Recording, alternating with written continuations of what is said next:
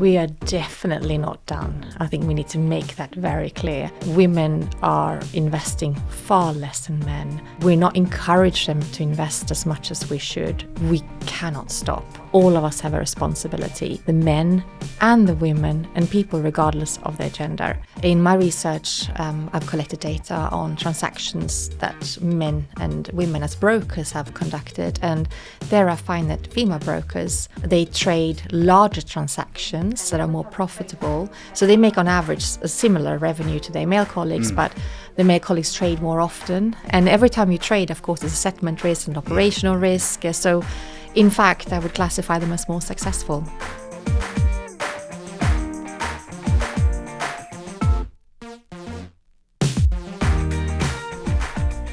Hello everyone and welcome to the latest episode of Conversations with Leaders. Today we've got a very special guest for you all, Dr. Ylva Baeckström, who is a senior lecturer at King's Business School in London. She's also a psychotherapist, former CEO of a fintech startup, 15 years before that working for large international banks, a researcher, an author. She's got it all. Ylva, how are you? Very good, thank you. And thank you for having me, Sam. Well, it's great to have you with us. Of course, you've recently done a report, a bit of research for eToro, so we'll come on to talk about that in a moment. But it'd be great to sort of set the scene and talk a little bit about how you got to where you are today. I mentioned obviously 15 years working for those large international banks, but how did the career start out? Were you always going to go down this route? Not at all. Actually, I was very interested in making money, if I'm going to be honest with you. So I was working in the city, having lots of fun and working very hard. And that was my career for about 15 years. What did you study yourself at uni? Was it something that was always going to lead to working in the city? So my past career has been working in banking in the city of London. And that was a career spanning over 15 years. And hard work, lots of fun and good money. Yeah, I mean, I imagine it was pretty good times in the city working there. When you studied at uni, was it a subject that always was going to lead into the world of finance? Was that always the plan? Well, I've sort of not gone about things in a sort of straightforward way. I did a degree in Sweden, Denmark, and in the UK. And after graduating in the UK, I was supposed to go back to Sweden and do a final year that doesn't really exist here, that comes after bachelor. But I decided to go down to London and try my luck in banking, and it went pretty okay. Fantastic. And what sort of roles did you do in those 15 years? Did they vary company to company? I've held various roles in banking. I worked in structured products, derivatives, options, foreign exchange. I've managed portfolios for wealthy individuals, and then back to running structured products desks, and then ending up with a portfolio advisor or investment advisor type role before I left. And are you still keeping a close eye on the markets? Are you like checking what they're doing every day or not so much? Well, it's interesting because when I was trading and I moved into a sort of more a portfolio advisory role, I was worried I was really going to miss the trading and missing that kind of keeping a tab on the market and the buzz, I suppose, right? But I didn't. I guess when you make a decision to move, you are sort of ready for that decision.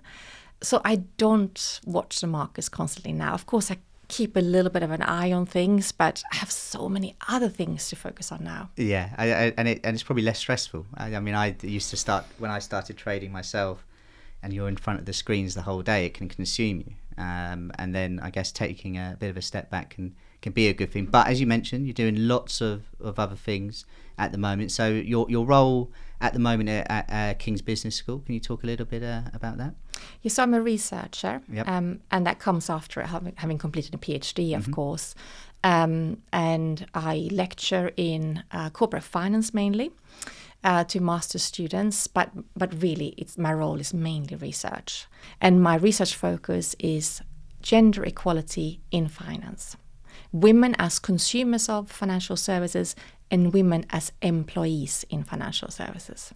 So you recently did a report with eToro, and the report we'll put in the bio for everyone, whether you're watching on YouTube or listening on the podcast, but it's titled Alpha Portrayals of an Alpha Industry, Consequences for Female investors. Why did you think it was important to write this, and was it quite an enjoyable write-up? I think it's a fantastic piece of work. I love it. I was so excited when I was asked to participate, because obviously we all know that women invest a lot less than men. I mean, we're talking in the billions, and are less likely to have an investment in the first place. And when they do so, they invest smaller amounts. Women also earn a lot less, particularly women who work in finance. And therefore, they end up with much smaller pensions, up to sort of half the value of what men have. So after having had a career when they've earned a lot less, they also have less to live on, but still live longer. So we need women to invest more. And anything we can do to understand what it is that holds some women back from engaging in personal finance is critical.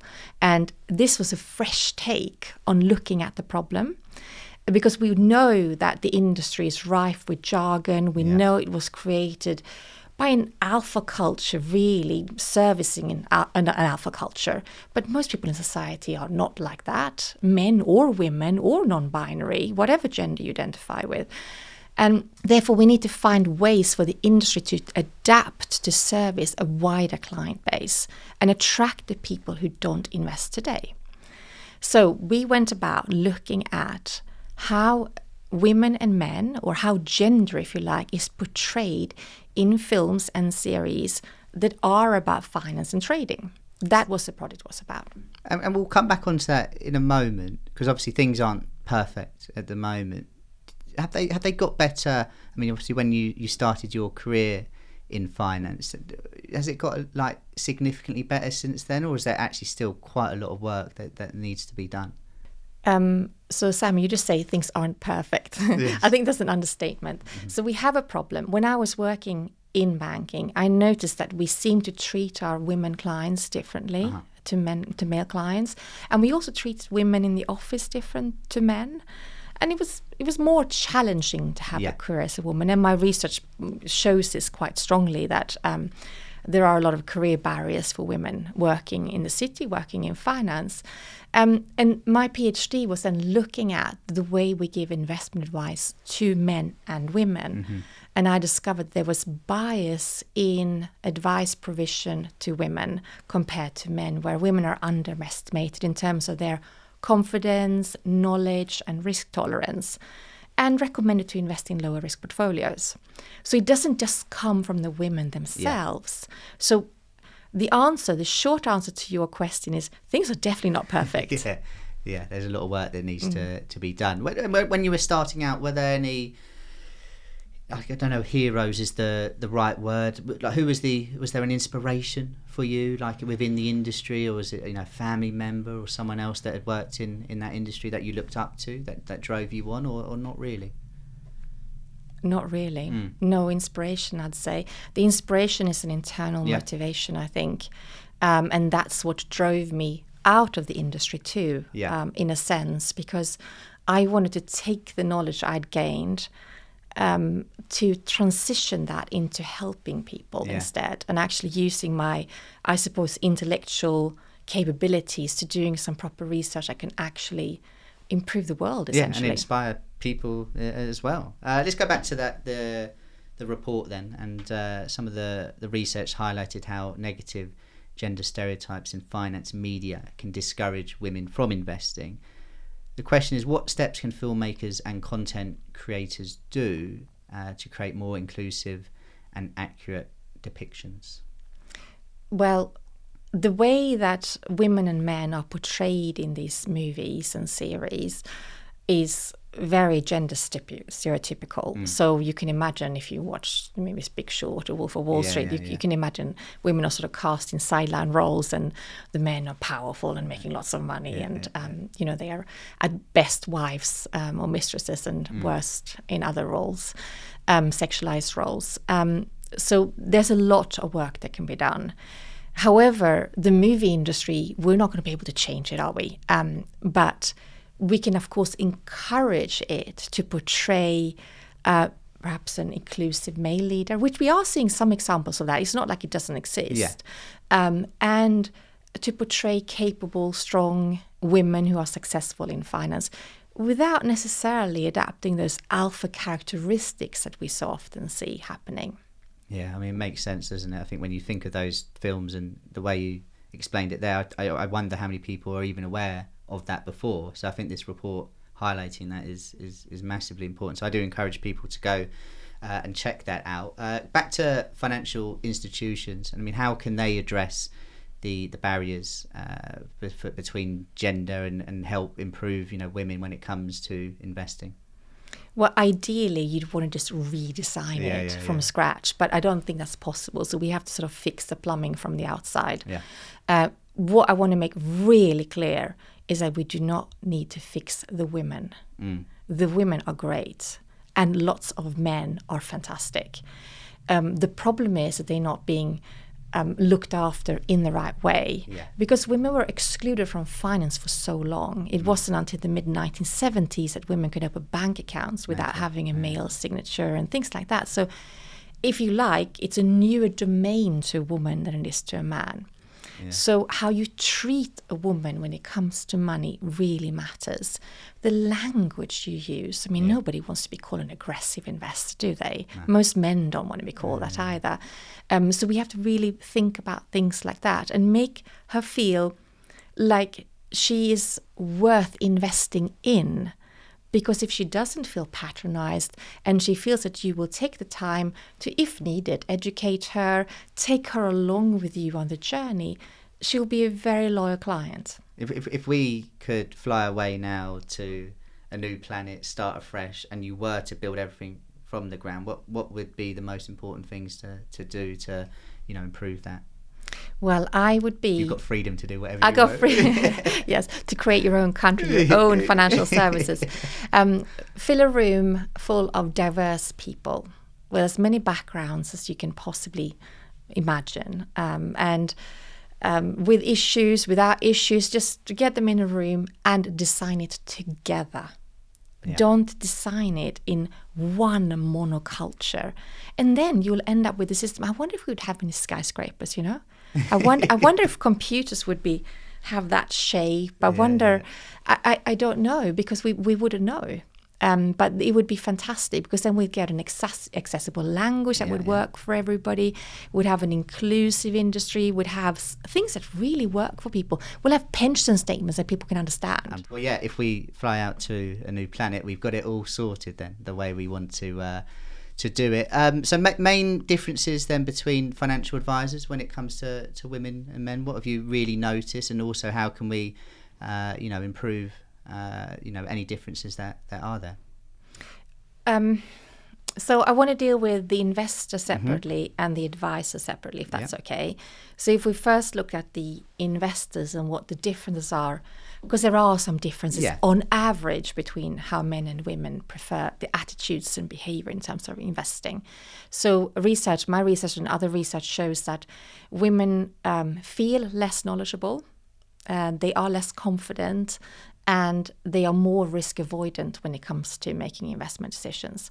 However, I want to stress that mainly women feel like they know less, but actually quite often they know just as much as the men. Is just that so there's a self-efficacy thing, is a belief in your own abilities that goes on there.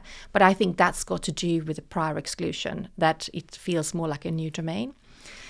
Also, my research shows that women who are successful and have made it in their own right, they are no less risk tolerant or no less confident or no less knowledgeable than men. So actually, these societal averages are not every woman is the same, not every man is the same. And I think that is important. But the biggest mistake, I suppose, that people who don't invest are making is that they don't invest. Yeah. Because you can't make any money if you sit on cash. After you got inflation done, taxes, there's nothing left, is there? Yeah, no, I think that's a massive issue, and where inflation over the last few years has been creeping back up again, and in the UK or whether it be the US, and they're worried about it going up even this year. It's something that people need to think about, and it's not really talked about in schools or anything like that. So it's it's one of the biggest issues that we currently have. It's quite interesting. In my old job before I joined eToro, I worked for a prop trading firm in London, just around the corner from the Bank of England. And the women on average were better and more successful day traders. They were more risk averse, they did more research, and the results were there for everyone to see. Going forward now and talking about the research and the general situation at the moment, are we heading in the right direction, or does more need to be done? We are definitely not done. I think we need to make that very clear. Women are investing far less than men. We're not encouraging them to invest as much as we should. We cannot stop. All of us have a responsibility, the men and the women and people regardless of their gender. So it's interesting that you say about the differences you find in prop trading in your previous role. In my research, I've collected data on transactions that men and women as brokers have conducted, and there I find that female brokers, they trade larger transactions that are more profitable. So they make on average a similar revenue to their male colleagues, but the male colleagues trade more often. And every time you trade, of course, there's a settlement risk and operational risk. So in fact, I would classify them as more successful. Let's talk a little bit about female role models and, in your opinion, the importance of them. And, if we think about it now, you've got Christine Lagarde, head of the ECB, you've got Janet Yellen, who was the previous chair of the Fed, you've got Theresa May, who was PM, you've got Cathie Wood, who's a prominent investor as well. How important are these role models, do you think, for people that are in uni or looking for careers in the finance world? Is it something that needs to happen? There needs to be more of them? They are very important. Role modeling is critical because it's much harder to be a trailblazer than it is to be a role model. So if you can follow the footsteps of somebody else, if you can be inspired by somebody, it's easier than the big step of doing something for the first time. And of course, it's even worse for women of color because it's very hard to find the names you mentioned. I think are probably white women, all of them. Yeah, all four, yeah. So it's even harder to find a role model if you represent an ethnic minority or another excluded group of people. So very important. But it's also not women's responsibility to become a role model. I think that's critical.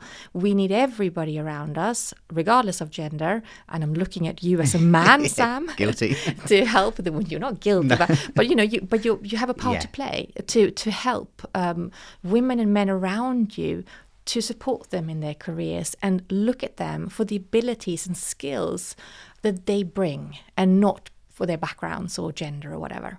So let's talk then about movies and TV series. What can they do to improve how they portray women, how people therefore then see women on these movies and TV shows? What can they do to improve things, do you think? So it's a big ask to ask the movie industry to make these changes because if you think about it from a money-making point of view, they're looking obviously to create box office revenues and make money from their movies. And they might not necessarily make more money by having more positive portrayals of men and women working in finance, but I would like to give them that ask. However, financial services have everything to gain, and everything to gain from servicing women better, and everything to lose by avoiding women as clients or avoiding to improve their services because they are actually earning revenues from having more women as clients. So the film industry, I think, is a big ask, but it would be nice to have portrayals of inclusive male leaders and portrayals of women who are strong and successful and capable and who don't necessarily need to sort of avoid having families or adopt alpha characteristics in order to do their jobs. Because we need those skills. The financial service industry suffers from overconfident risk-taking. And if we believe, or the evidence says, that women are better at corporate governance, they care more about sustainability, they're more inclusive, all of those things that we really need in financial services. So it's a win-win-win, isn't it? Absolutely. Just on the report, we'll do a couple more questions. Has something like this been researched before? I'm not sure if it has, but it must have been pretty exciting looking into all of this. So this is part of what excited me. I hadn't thought about this before.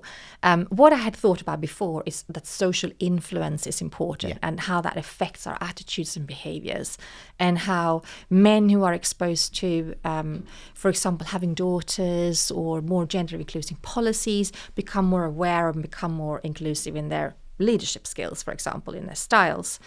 But I hadn't thought about the movie industry. So I think this is a groundbreaking research that has, as my knowledge, hasn't been done before.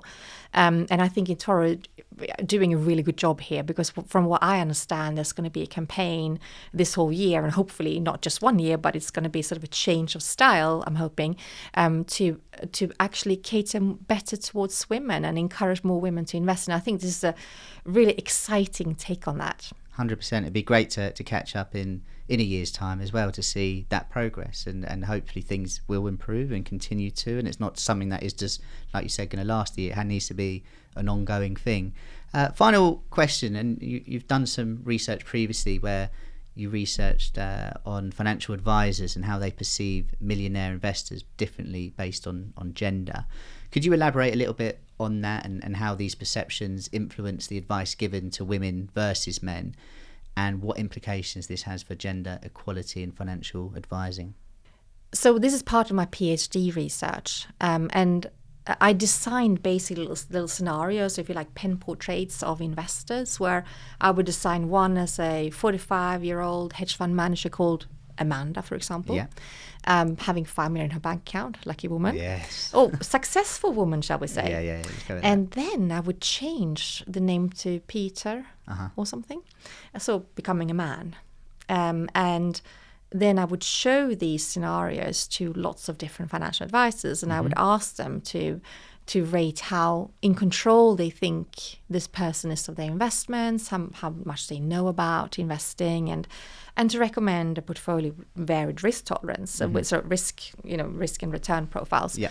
And I discovered that advisors tended to underestimate the woman. So it's exactly the same person, it's just a change of gender. Wow. So tended to think that she knew less, and particularly that she was in less control over her investments, despite being a hedge fund manager, and also made lower risk recommendations to the woman when it was a woman instead of a man. Wow. Particularly, this was strong for women advisors. So female advisors were more biased than male advisors. Incredible. Well, hopefully over the course of the next few months and years, things really do start to improve. Hopefully people listening to this are going to take things on board as well. And as I mentioned, it'd be great to catch up and hopefully hold everyone accountable, right, for this. So hopefully I'm looking forward to having you on again. Ylva, it's been a pleasure to have you on. Thank you so much for joining us here today. It's a pleasure. Thank you very much. Thank you.